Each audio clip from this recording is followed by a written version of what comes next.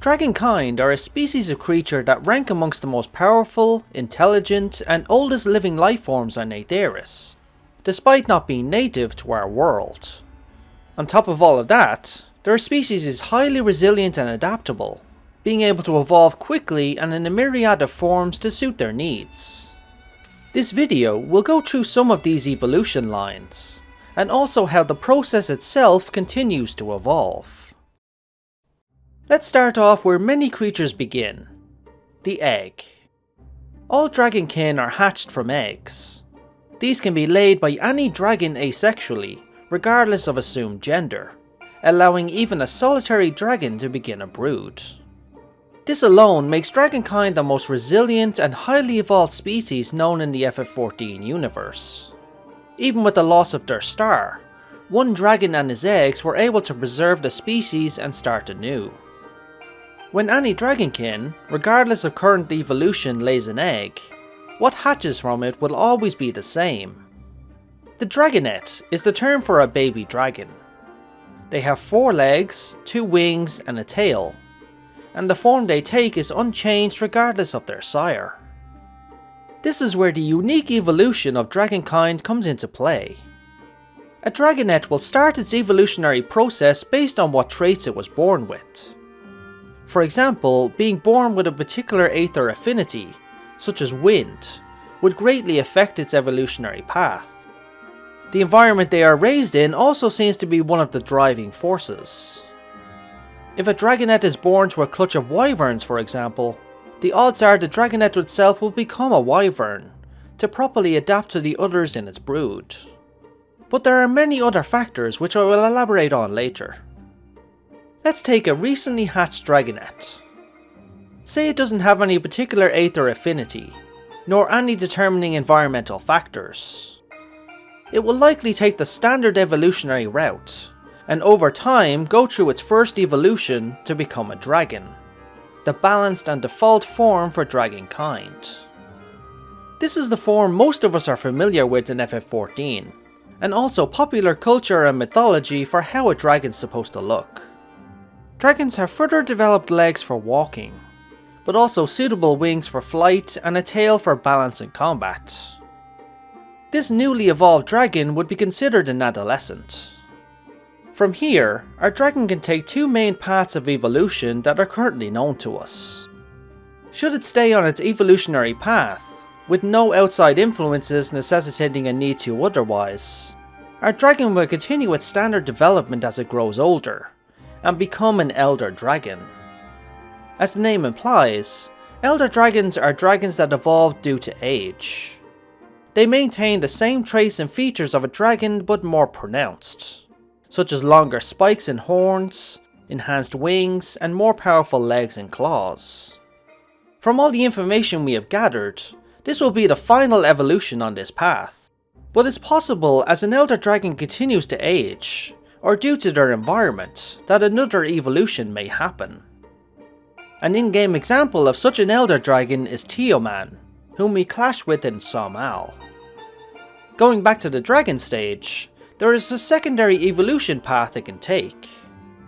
The dragon could instead grow in size greatly and evolve into a worm. Not much is known about this process, but it's likely access to plentiful food sources, or exposure to combat necessitating the need of a bigger, stronger form could be the influence. The worm takes on great size, usually 2 to 3 times their original, but can be influenced through breeding to grow much larger. From what we know of worms, they also continue to grow in balanced proportions as they age, which means they retain their abilities despite their size.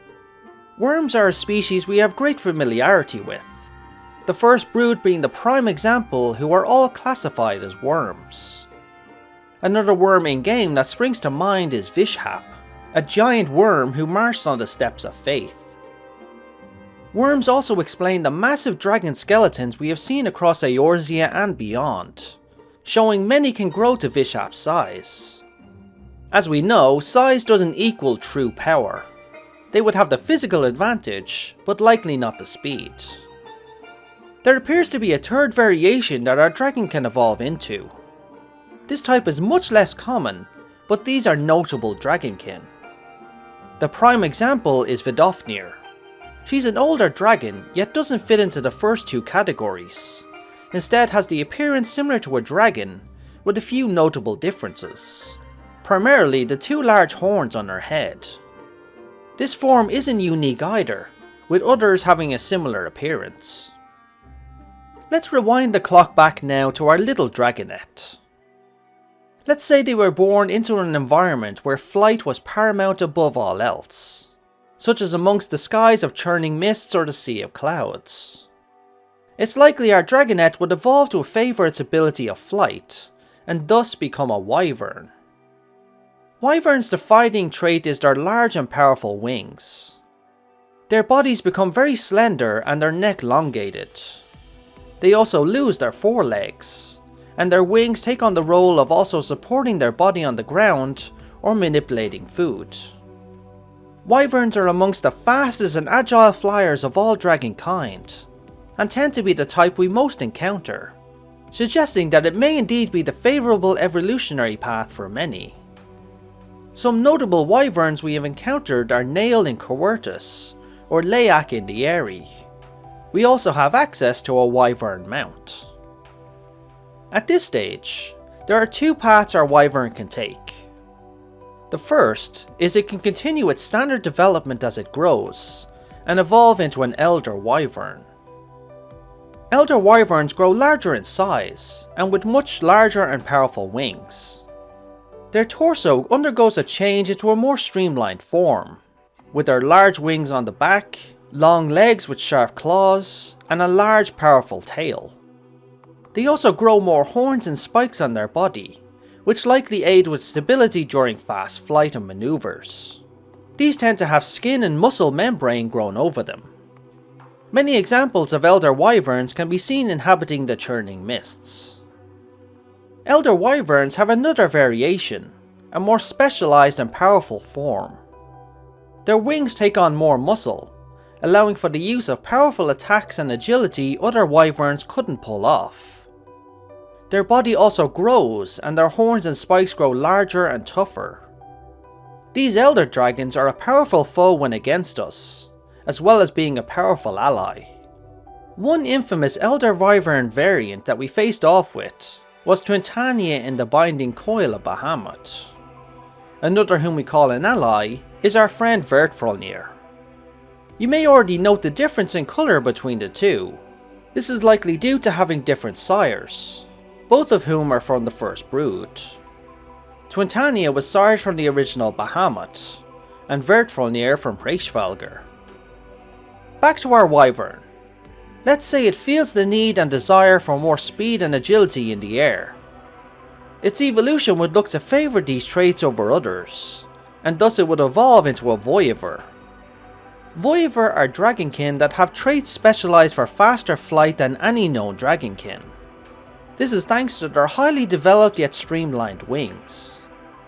Their bodies are also slimmer and more aerodynamic.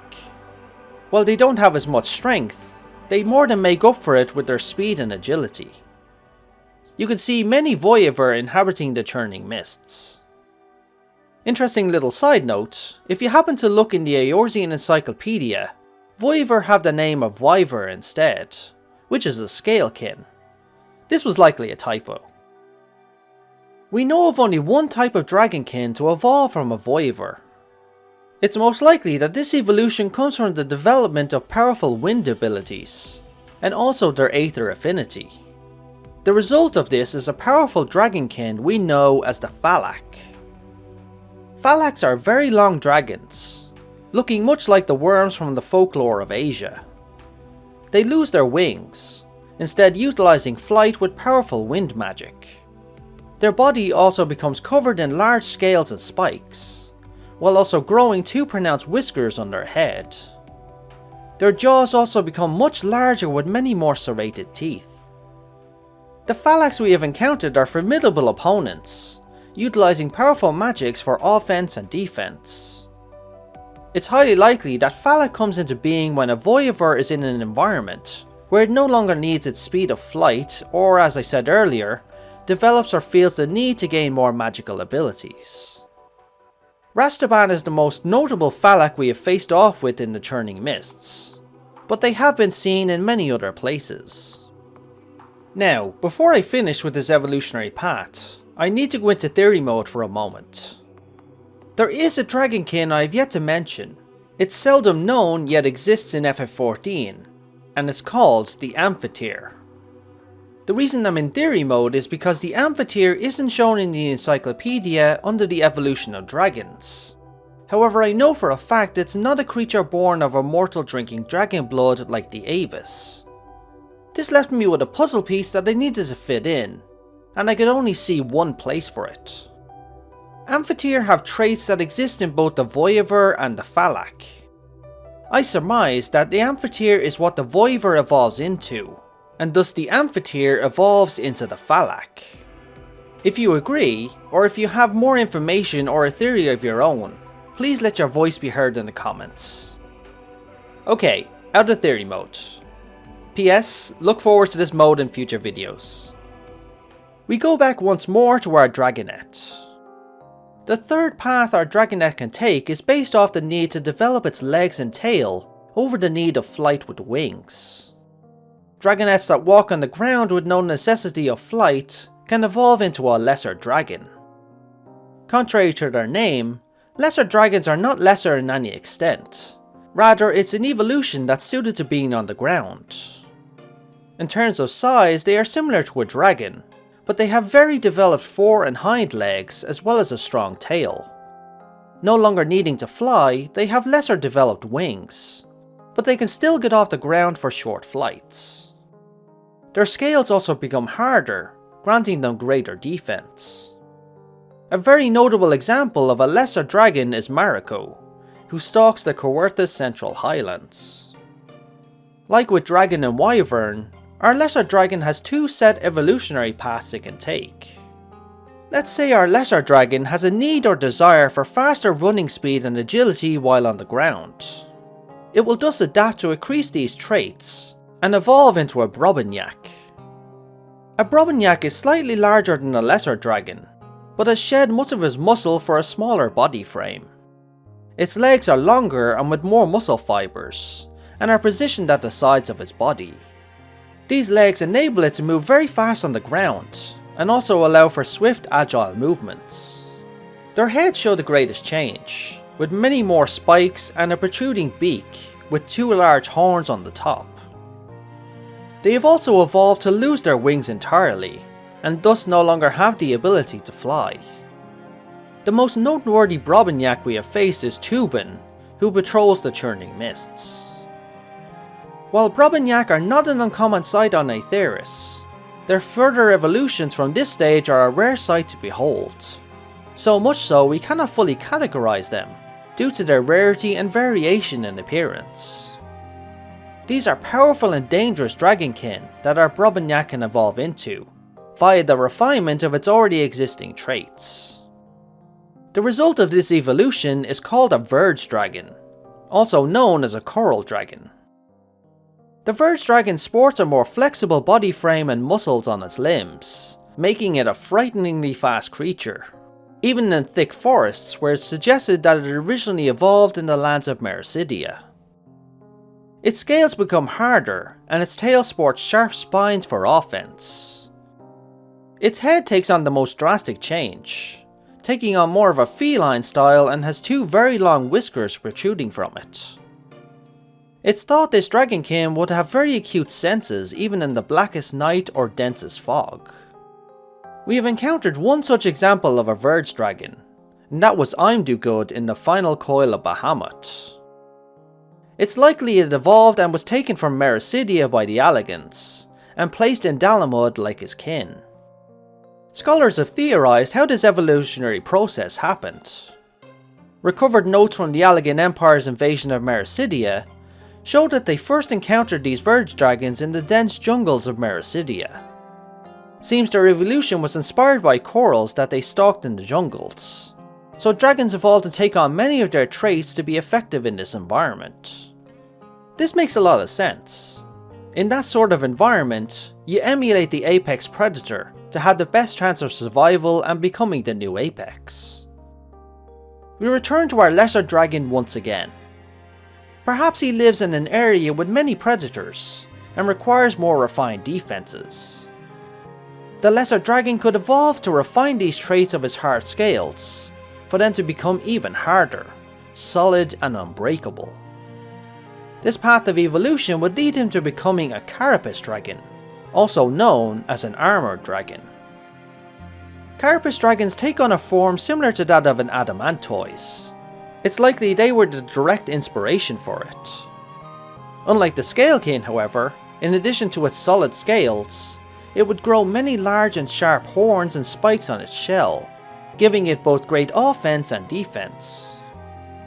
These dragons are not the fastest creatures on the ground, but with their defensive traits they no longer have a need to be.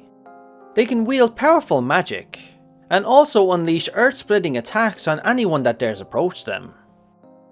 Tarrasque is a notable carapace dragon that can be seen terrorizing the Dravanian forelands. This returns us all the way back to our little dragonette, and the conclusion of the main evolutionary paths of Dragonkind. The paths shown in this video are the most well documented ones. However, the process itself allows Dragonkind to evolve to suit any situation they find themselves in. Midgardsormr is an example of a dragon that evolved out of necessity.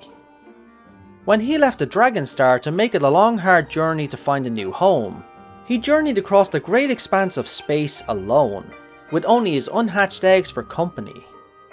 Powerful as he was, even he began to feel the strain of such a journey.